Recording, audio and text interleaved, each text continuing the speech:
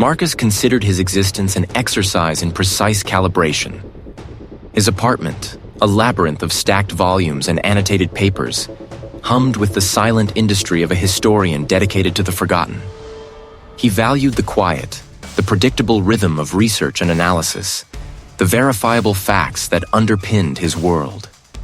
Superstition, folklore, the amorphous shadows of human fear, these were subjects for academic dissection, not personal experience.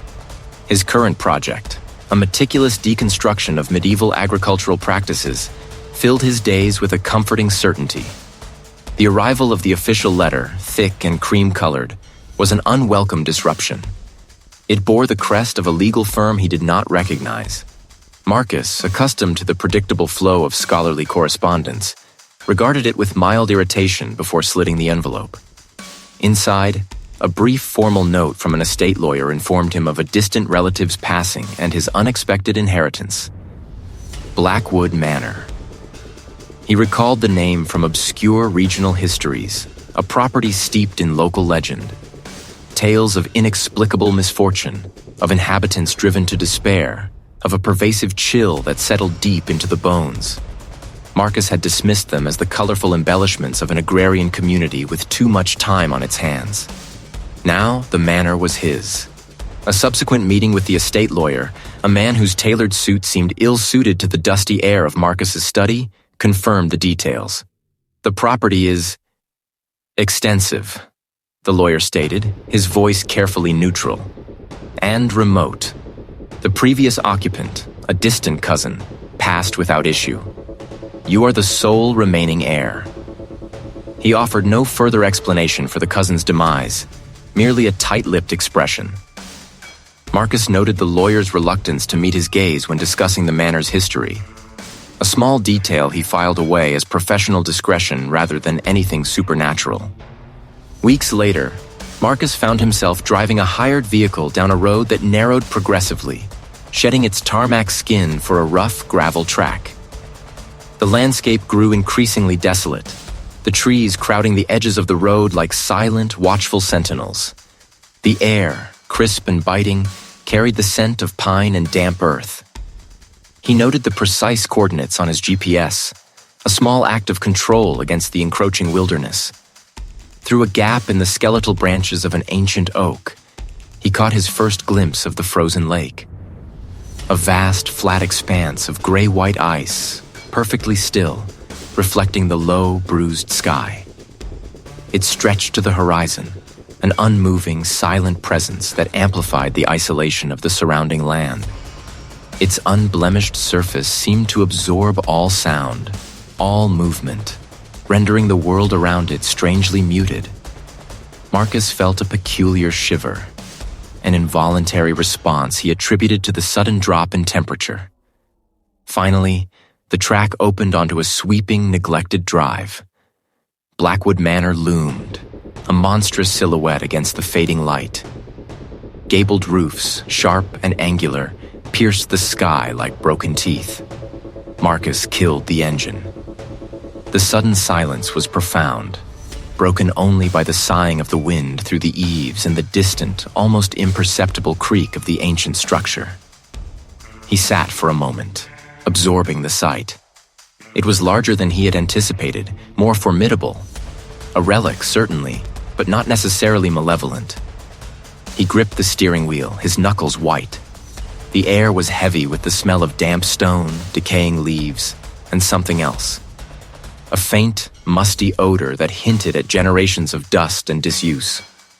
His hand, gloved, hesitated before touching the cold metal of the knocker. The surface was rough, pitted, and strangely warm beneath his fingers, a fleeting sensation he immediately dismissed as residual heat from the day. He pushed the door. A grand staircase, its banister intricately carved but veiled in cobwebs, spiraled upwards into the gloom. Marcus's analytical mind cataloged the details, the impressive architecture, the obvious neglect, the sheer scale of the place. He observed his own internal response, a tightening in his chest, a prickle on his skin. He attributed it to the abrupt shift in environment. the natural unease of entering an unfamiliar, ancient dwelling. He reached into his bag for the powerful flashlight he had packed. Marcus approached the manor's interior with the methodical precision he applied to any uncatalogued archive. The air, thick with the scent of aged wood and dormant dust, did not deter him.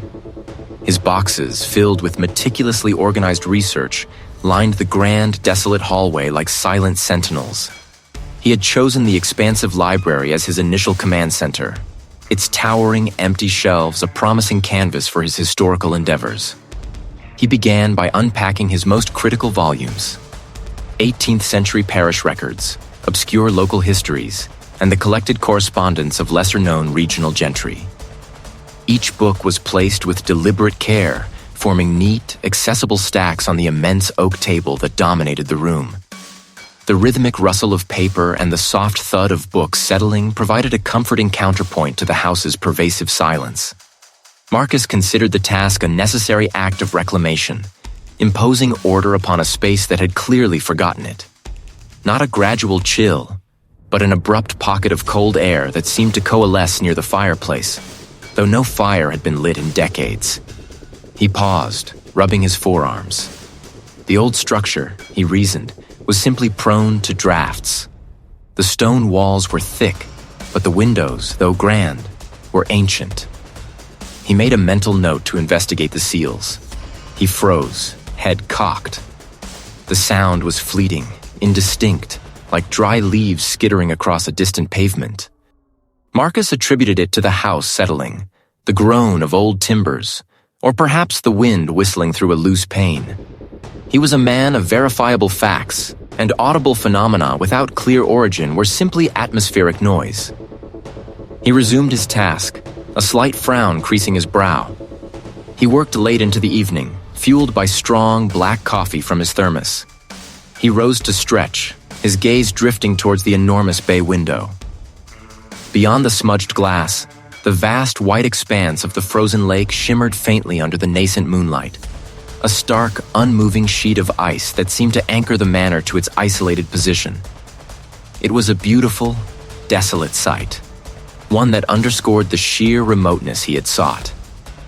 When he returned to the table, he noticed something amiss. The annotated copy of Chronicles of the Blackwood Estate, a volume he had left open to a specific page detailing the manor's early land deeds, was now closed. Not merely closed, but subtly shifted, resting at an angle on top of a stack of unrelated pamphlets. He stared at it, a flicker of irritation displacing his concentration. He had been meticulous, almost obsessively so, in his organization. Had he been so engrossed that he had unconsciously moved it? He dismissed the thought. His memory for such details was impeccable. It must have been a trick of the fading light, or perhaps he had simply bumped the table without realizing. He repositioned the book with a firm, almost defiant gesture.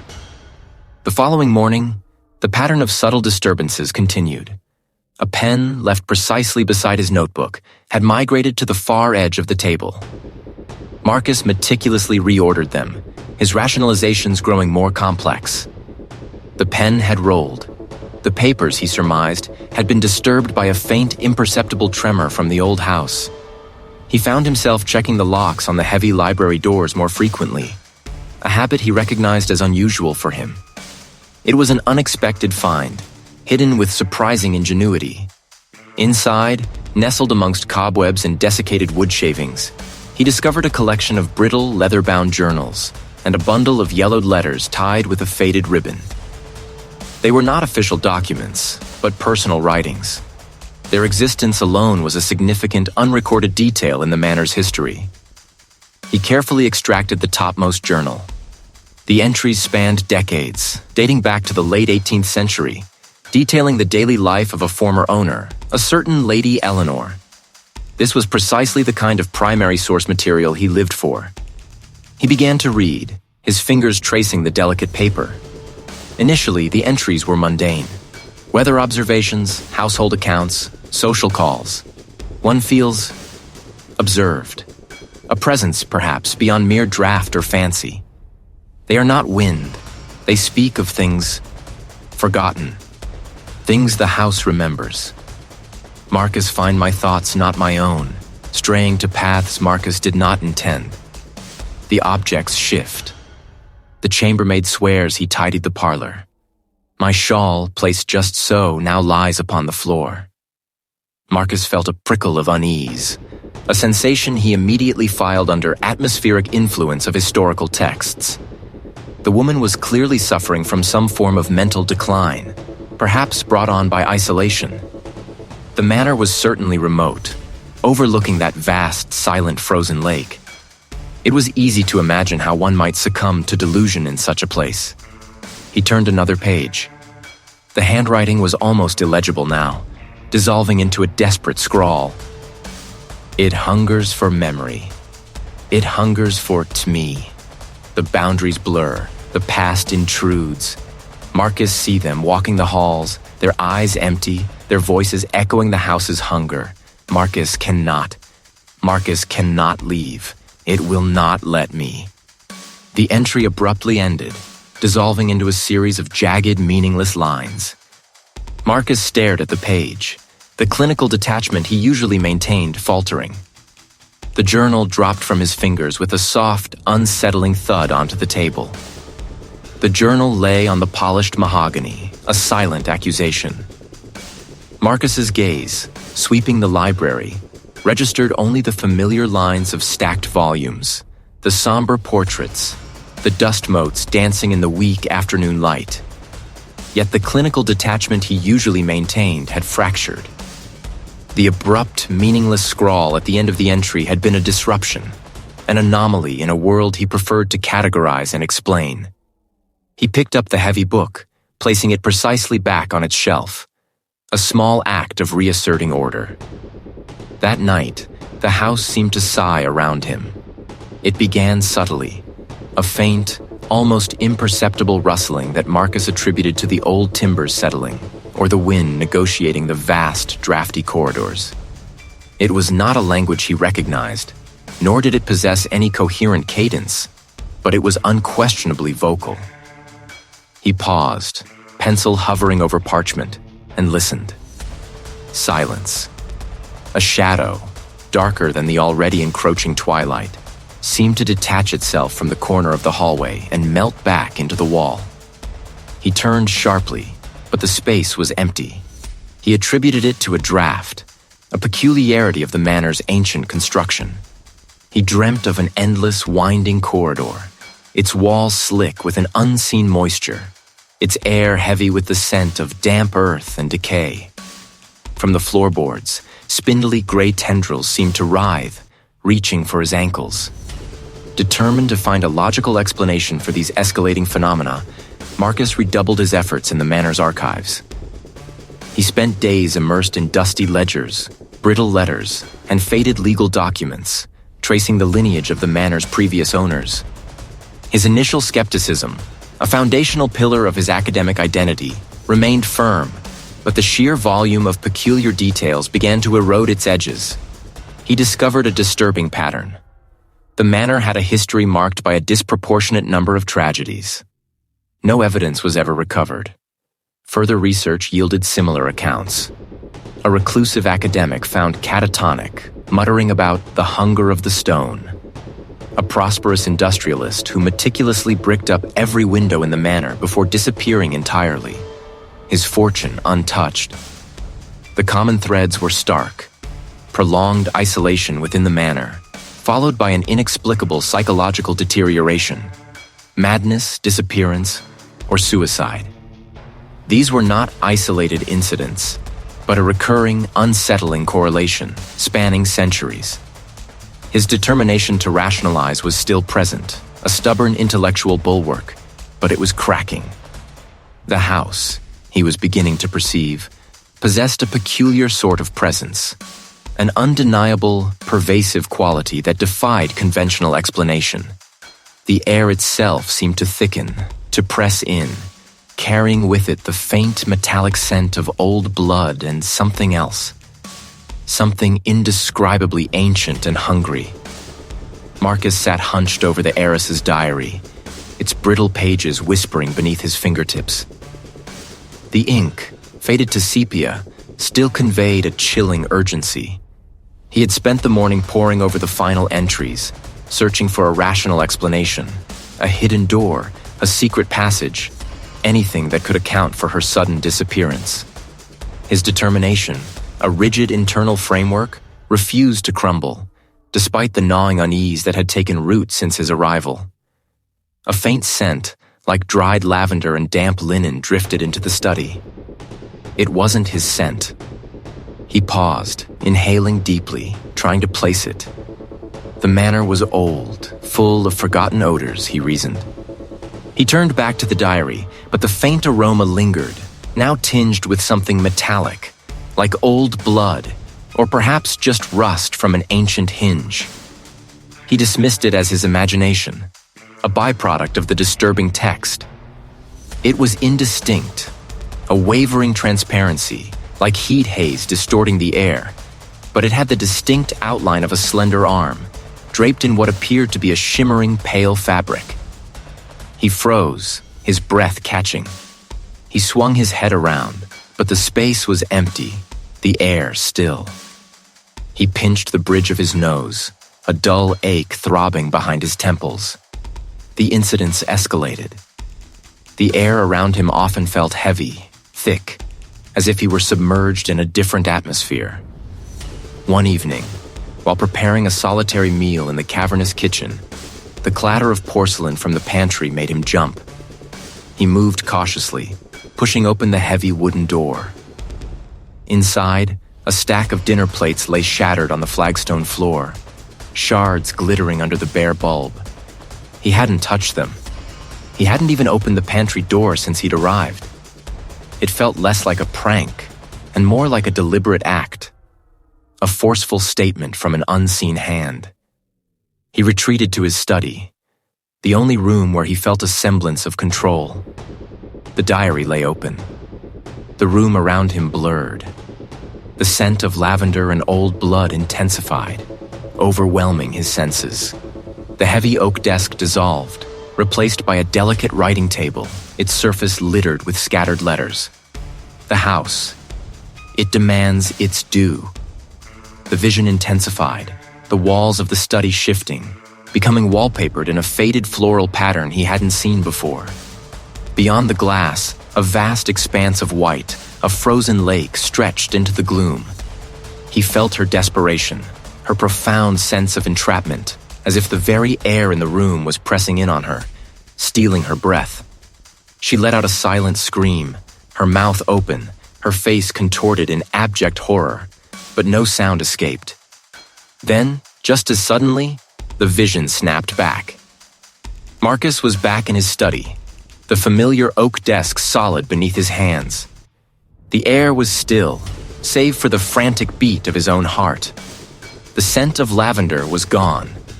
His hands trembled, the diary pages a blur. He felt violated, as if his own mind had been temporarily hijacked, his perception overwritten. He stood, pushing away from the desk, his legs unsteady. The clinical detachment, his carefully constructed skepticism, was fracturing. He could no longer dismiss these occurrences as mere trickery of light or sound. The manor was not just a collection of bricks and mortar. It was a living, breathing receptacle of its past, and it was actively replaying those traumatic memories. He was not just an observer of the house's history, he was becoming a part of it, a new conduit for its insatiable hunger. The word, or fragment of one, fractured in his mind as the study walls snapped back into their familiar, peeling state. The frigid air vanished, replaced by the room's usual damp chill, though a phantom shiver still traced its way down Marcus's spine. He blinked, rubbing at his temples, the phantom image of the terrified woman lingering just beyond his grasp. He stood, a sudden jolt of unease propelling him. This was not a mere historical echo. It was an intrusion, a deliberate projection. His skepticism, once a sturdy shield, now felt like a sieve, leaking certainty with every passing hour. He needed a break, a complete severance from this oppressive atmosphere. The thought, once clear and urgent, began to fray even as he took a step towards the study door. A peculiar lethargy settled over him, like a fine layer of dust coating his resolve. His movements became heavy, each footfall on the worn rug a deliberate effort. He told himself it was fatigue, the accumulated strain of sleepless nights and relentless research. Yet, a deeper, almost magnetic pull seemed to emanate from the very floorboards beneath his feet, anchoring him. He pictured his car, parked just beyond the manor's overgrown gates, a tangible link to the world beyond this isolated estate. But the image felt distant, almost irrelevant. A strange, insistent voice, not his own yet echoing his own weariness, suggested he could simply rest. Just for a moment. Shaking his head, Marcus forced his hand to grip the knob. He twisted, pulled. The door remained shut, as if swollen in its frame. He tried again, harder, leaning his weight into it. Nothing. A flicker of annoyance, then a deeper, more unsettling realization. He hadn't noticed the latch was engaged. He slid it open, the metal groaning in protest. Now it should open. He pulled again. Still, it held fast, refusing to budge. A surge of frustration, hot and sharp, pierced through his growing apathy. He retreated, leaving the door untouched, and pulled his mobile phone from his pocket. The screen glowed, a comforting beacon of connectivity. He dialed a colleague, a fellow historian who might appreciate the unsettling discoveries, or at least provide a sane voice. The phone rang once, twice, then clicked. Not a voicemail, not a busy signal, but a dead, empty click. He tried again. The same result. He tried his assistant, then his editor. His brow furrowed. No signal? He walked to the nearest window, peering out at the bleak landscape, the distant, shimmering surface of the frozen lake visible through the sparse trees. The signal bars on his phone remained full. He tried calling his own landline, a number he knew by heart. It rang, a thin, reedy sound from the receiver in the hall, but his mobile screen still showed that empty click. It wasn't just the door or the phone. It was an insidious, deliberate severing. He moved to his laptop, powering it on. He typed out an email to his editor, detailing the strange visions, the historical inconsistencies, the palpable sense of a presence. His fingers flew across the keys, a desperate need to externalize the madness seizing him. He hit send. The email sat in his outbox, a tiny, glowing icon refusing to move. He checked the internet connection. It showed as active, yet no page would load, no message would transmit. A deep sigh escaped him, heavy with a weariness that went beyond physical exhaustion. He felt trapped, not by physical barriers, but by something far more subtle and pervasive. He ran a hand over his unshaven jaw, noticing the grit of days-old stubble. His clothes, once neat, were rumpled, stained with dust and the faint scent of old paper. He hadn't eaten properly in what felt like days, subsisting on stale crackers and lukewarm coffee. The initial determination that had driven him had begun to curdle into something else. A grim, almost possessive attachment to the house. He found himself wandering back to the study, drawn by an invisible thread. It was a heavy blanket, a suffocating embrace, but an embrace nonetheless. The outside world, with its demanding connections and logical explanations, seemed increasingly irrelevant, a faint echo from a life he was rapidly shedding. The house desired him here. It wasn't a hostile wanting, not entirely. It was a slow, deliberate consumption, a gentle drawing in. He was no longer trying to escape. He was merely observing his own slow unraveling, a willing participant in the manor's intricate, timeless dance. The mystery deepened, yes, but so did his isolation, and with it, his strange, unsettling peace. The phantom sensation of an icy grip still lingered on his wrist. Marcus rubbed the spot, a futile attempt to dispel the chill that had permeated deeper than skin. The study, with its familiar scent of decaying paper and damp plaster, felt both solid and strangely permeable. He pressed a palm against the oak desk, its surface cool and unyielding, seeking an anchor in the sudden instability of his perception. He tried to recall the word fragment, but it dissolved like smoke, leaving only a residue of unsettling meaning. What had it implied? A name? A warning? His mind felt sluggish, a thick fog settling over the edges of his thoughts. He needed to clear his head, to re-establish the boundaries of his reality. A walk, a simple walk through the manor, to confirm the layout, to reassert his ownership over these walls. He pushed off the desk, a faint tremor running through his legs. The hallway outside the study stretched before him, an expanse of shadowed wood and peeling wallpaper. He knew this hallway. It led to the grand staircase, which descended to the main foyer. He had traversed it countless times. Yet, as he stepped out, a subtle disquiet settled. The light from the distant windows seemed dimmer, the air heavier. He walked, counting his steps, a futile exercise in logic. 5 paces, 10, 15. The door to the linen closet, usually halfway down on the left, wasn't there. He stopped, his brow furrowed. Had he misremembered its location? Impossible. He had stored winter blankets in it just last week.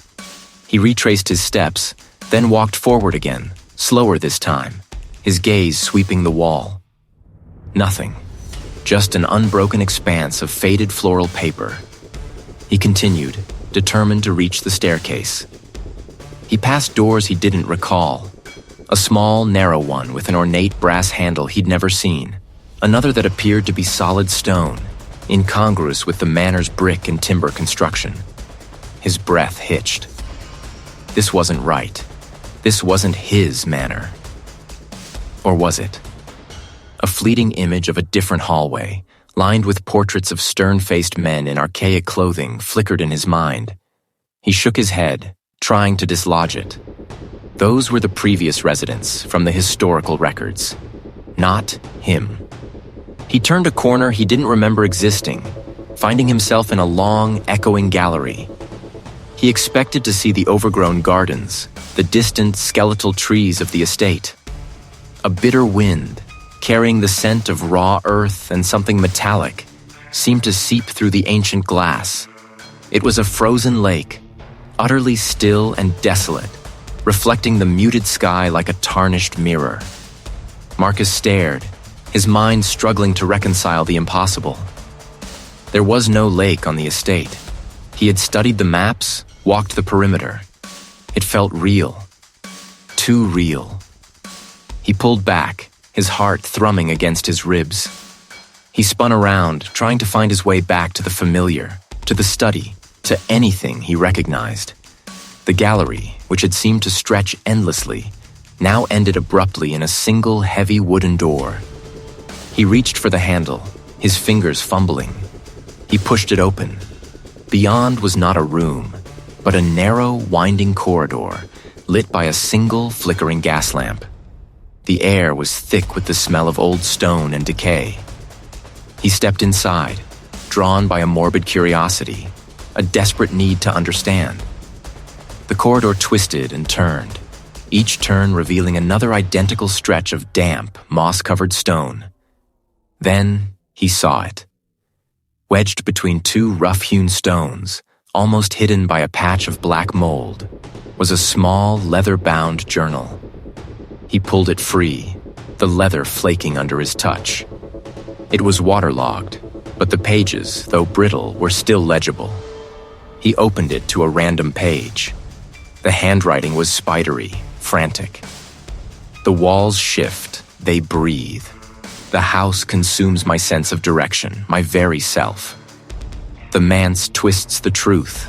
It steals the memories, replacing them with its own. I saw the lake today, where the gardens should be. It watches, it waits. I am lost within its labyrinthine mind, no longer certain of my own. Marcus's breath hitched. He looked down at his hand, then at the journal, then back at his hand, as if expecting it to be different. The handwriting, though frantic, seemed strangely familiar. He closed his eyes, his head spinning. He was lost. Not just in the physical corridors of the manor, but within the fractured corridors of his own mind. He was no longer certain who Marcus was. Marcus's breath hitched, the journal's brittle pages rustling faintly in his trembling hand. The words he'd just deciphered, scrawled in an elegant but increasingly erratic script, chilled him to his core. It takes, not blood, but thought, not flesh, but essence. The walls hunger, and Marcus, His fingers felt cold, detached, almost translucent in the dim light filtering through the grimy panes of the study window. A wave of nausea washed over him, not from what he saw, but from what he now understood. The phantom grip, the creeping forgetfulness, the unsettling sense of unreality. They weren't mere symptoms of stress or a crumbling mind. They were the subtle gnawing of a predator. His determination, however, was not to flee, but to comprehend. He was a historian. Understanding was his instinct, even when faced with the utterly incomprehensible. He had to know the full extent of this malevolence. He spent the next hours poring over every document he could find in the study. Ledgers, letters, diaries, estate inventories, anything that might hold a hidden pattern. The air in the room grew heavy, thick with the scent of dust and something else. Something metallic and faintly sweet, like old blood mixed with decaying autumn leaves. A low, persistent hum vibrated through the floorboards, a sound he hadn't noticed before, or perhaps had dismissed as the house settling. Now it felt like a hungry purr. One particular collection of papers caught his attention. A series of letters from a former occupant, a reclusive scholar from the late 19th century, addressed to a distant colleague. Initially, the letters detailed a vibrant intellectual curiosity, observations on local folklore, and the scholar's progress on an ambitious historical text. But as the correspondence continued, a disturbing shift occurred. The scholar's handwriting grew spidery, the prose increasingly disjointed.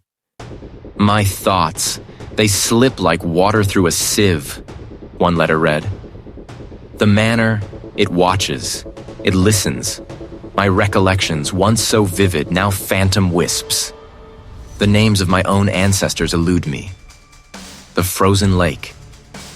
He remembered the unsettling calm of its surface, the way it seemed to absorb light and sound.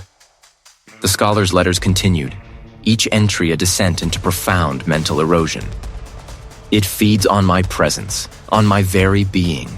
The house grows stronger, more vibrant as I diminish. My memories, they are becoming its memories. I am merely a conduit, a husk." The final letter, dated only a few weeks after the previous one, was almost illegible, a frantic scrawl of barely connected words. "It has taken everything. The lake, calls, a final peace." There was no signature, just a blotch of faded ink. This wasn't merely a haunting, a lingering spectral presence. This was a conscious, predatory entity.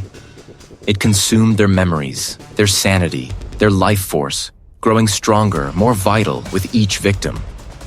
The house itself was the mouth, the walls its stomach, the very air within its lungs. He looked around the study, the heavy oak furniture, the dusty bookshelves, the ornate fireplace. They weren't inanimate objects. They were the teeth and bones of a colossal, patient beast. The metallic sweet scent grew stronger, sickeningly rich. His own recent memory lapses, the way his sense of self seemed to fray at the edges, the phantom grip that had felt so real. They weren't figments of an overactive imagination. They were the first delicate bites. He was its current preferred meal. The manor was not merely haunted, it was hungry. And it had chosen him. His historian's determination evaporated, replaced by the desperate instinct of prey. The house was not an environment. It was an adversary and it was already inside him, burrowing deep, consuming his very being. The cold tendril of realization that uncoiled in Marcus was sharp, piercing the fog that had dulled his thoughts for weeks. The final, illegible letter, with its desperate plea for a final peace by the lake, resonated with a clarity that was terrifying. He was not merely haunted. He was being systematically dismantled. The house was a predator, and he its latest unwitting prey. He would not become another forgotten name, another faded ink blot on a crumbling page. His head throbbed, a dull, insistent ache behind his eyes, a physical manifestation of the house's attempt to reassert its dominion.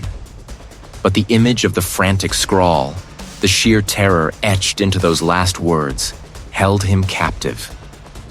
He pushed himself to his feet, the floorboards groaning beneath him, a sound that felt less like settling wood and more like a sigh of annoyance from the structure itself.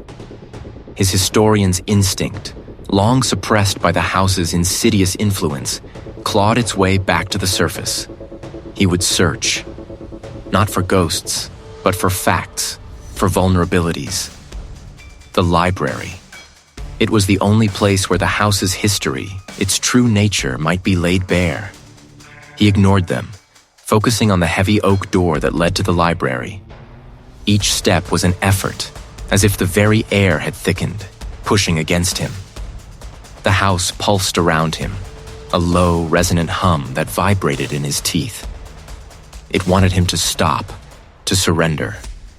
Shelves upon shelves of books loomed, a silent, watchful audience.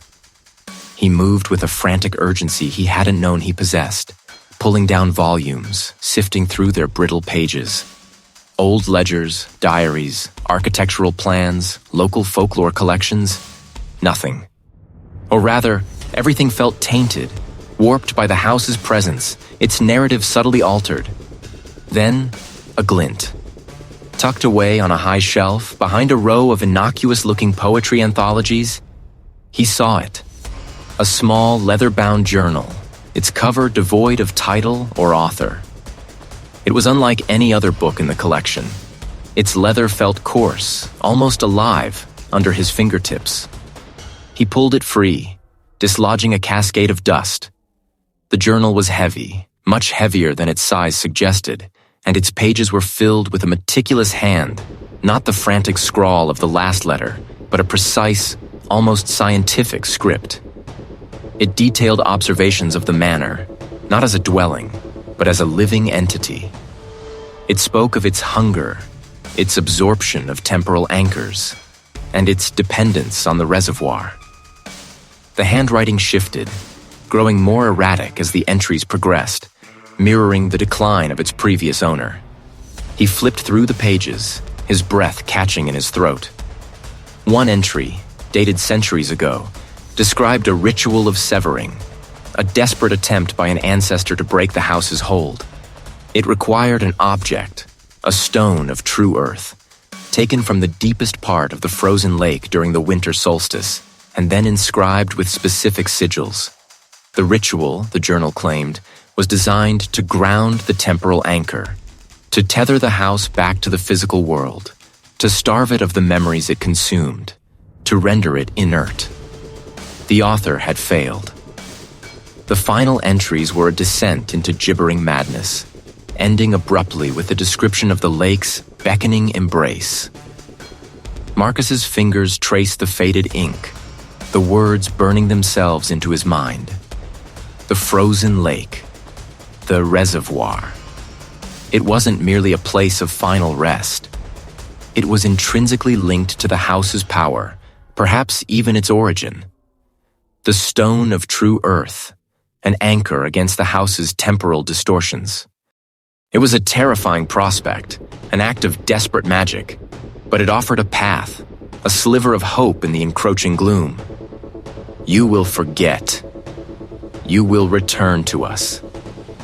But the words in the journal, the desperate hope they offered, were a shield. He had found a weapon, an arcane blueprint for resistance. The house was not invincible. It had a weakness. This was his chance, However slim, however terrifying. This was his fight. He would fight for his own. The house fights back. Marcus clutched the leather-bound journal, its worn cover a rough comfort against his palm. The words, scribbled by a hand long dead, were a beacon. He had a path, a sequence of actions, a fragile hope. The house had shown its hand, but so had he. A cold resolve solidified in his chest, chasing away the lingering tendrils of despair. He would fight.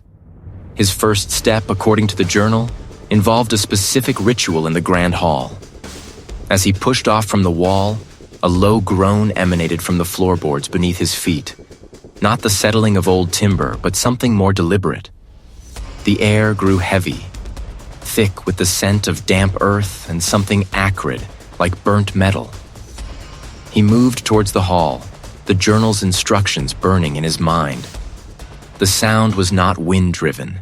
It was a percussive statement. Marcus flinched, his heart thudding, but pressed on. He tried the handle. Locked. From the inside. He could hear the faint, grating sound of tumblers falling into place. A mechanical click that defied logic. He rerouted, taking a longer path through a disused servant's passage. The air here was colder, biting at his exposed skin. As he navigated the narrow corridor, a section of the floor ahead of him buckled, boards groaning and splitting with a sound like tearing flesh. A jagged gap, half a foot wide, opened directly in his path. He paused, scanning the unstable wood, then carefully stepped over the chasm, his boots finding purchase on the more solid planks beyond. The house was not merely resisting, it was actively impeding. He began to follow the journal's precise instructions, muttering the archaic words under his breath. Before he could ignite a new flame, a low, guttural growl vibrated through the floor, rising from the very stones beneath him. It was a sound of primal fury, not animal, but something ancient and deeply malevolent. It solidified for a fraction of a second, revealing a hint of a hunched back, a suggestion of skeletal arms, before dissolving back into the gloom. But its presence was undeniable, a palpable weight in the room, radiating an almost unbearable despair. He knew this was not a trick of light. This was the house, overtly manifesting its wrath. He forced himself to continue, reciting the next line from the journal, his voice trembling slightly. As he did, a heavy candelabra from a nearby pedestal crashed to the marble floor, narrowly missing his foot. The sound of shattered glass and twisted metal echoed deafeningly. It was not an accident. It was a directed attack. The scent of ozone mingled with the metallic tang of old blood. It was a sound he had heard in his nightmares, but now it was real. Echoing in the hall, seeming to come from everywhere and nowhere. Marcus stumbled back, clutching his head.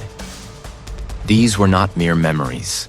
They were the house's attempts to break him, to overwhelm him with the despair of its past victims. He knew he couldn't give in. The journal was his only hope. He forced his eyes open, ignoring the phantom images, the auditory assaults. He turned, ignoring the spectral figures that now seemed to writhe at the edges of his vision, their silent screams piercing his inner ear. He needed to get out, even if only to a specific point on the grounds. As he reached for the handle, the floorboards beneath him groaned violently, and the door itself began to vibrate, a low hum emanating from its solid wood. It was hot to the touch, as if superheated, and refused to turn. The house was sealing itself, trapping him within its malevolent embrace. But Marcus saw the frozen lake again through a high, narrow window, a sliver of gray-white against the bruised twilight sky. A new determination flared. The house might try to break him, might try to consume him, but it had also shown him its weakness. It was fighting, which meant it could be fought. The next step was outside. He would find another way. A cold resolve, sharp and unyielding, had settled in Marcus's chest, chasing away the pervasive tendrils of fear that had choked him for weeks. The leather-bound journal, now tucked securely into his coat, offered not just words, but a fragile, desperate blueprint. The house had shown its hand, revealed its hunger, but it had also, inadvertently, shown a path to defiance. He moved through the manor with a deliberate, almost surgical intent. The familiar creaks and groans of the old structure, once a symphony of unease, now felt like the grumbling of a wounded beast. The air, usually thick with the scent of dust and decay, seemed charged, expectant. Each step on the worn floorboards resonated with a strange finality. They were distractions, the house's desperate attempts to maintain its psychological hold. The journal's instructions were cryptic, woven with archaic prose and desperate warnings from a previous inhabitant. But the core message was clear. The house drew its strength not just from within its walls, but from specific points of profound trauma scattered across the estate, anchors of its malevolence. The first and most potent was the frozen lake. He pushed open the heavy oak door leading to the rear grounds, the hinges groaning in protest. The landscape was stark, skeletal trees clawing at a leaden sky. Snow, thin and crusty, coated the ground, crunching under his boots. The path to the lake was treacherous, obscured by drifts and fallen branches. The house, however, seemed to guide him, not through benevolence, but through an insidious manipulation of the environment. He knew it was a lure, a means to bring him to its chosen arena. As he drew closer, the landscape flattened, giving way to a vast white expanse. The frozen lake. It stretched out, a colossal sheet of opaque ice, reflecting the dull sky like a shattered mirror. A few skeletal reeds, stiff and brown, poked through the ice at the edges, rattling faintly in the biting wind. Marcus's heart rate, though steady, thrummed a little faster. The journal had mentioned that this was where the house's hunger had first manifested, generations ago, a place of profound loss that had permanently scarred the land. He walked onto the ice, each step a careful test of its integrity. The surface was uneven, riddled with cracks that spiderwebbed outwards, some as wide as his hand, others hairline fractures that seemed to glow with an eerie internal light. He stopped at the center, the point indicated in the journal. Then, the world around him shifted. The edges of the frozen lake began to blur, the stark, white landscape softening, rippling like disturbed water. The skeletal trees transformed, their branches suddenly laden with vibrant green leaves, then crimson, then bare again, cycling through seasons in a dizzying blur. The sky flickered from gray to brilliant blue, then to an angry bruise of twilight. Time was collapsing, folding in on itself. He saw figures, indistinct at first, then sharpening into stark clarity. A man, robust and stern, paced anxiously nearby, his breath pluming in the perpetual winter that now seemed to grip this illusory scene. These were not mere phantoms. They felt like memories, projected with a horrifying, vivid intensity. The house was fighting back, not with physical force, but with an assault on his mind, attempting to overwhelm him with the echoes of its past victims. It wanted to drown him in their sorrow, their despair, to make him another thread in its tapestry of suffering.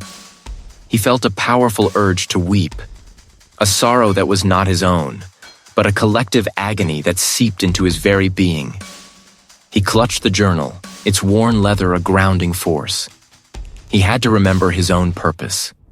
The journal had spoken of a specific action, a symbolic severing.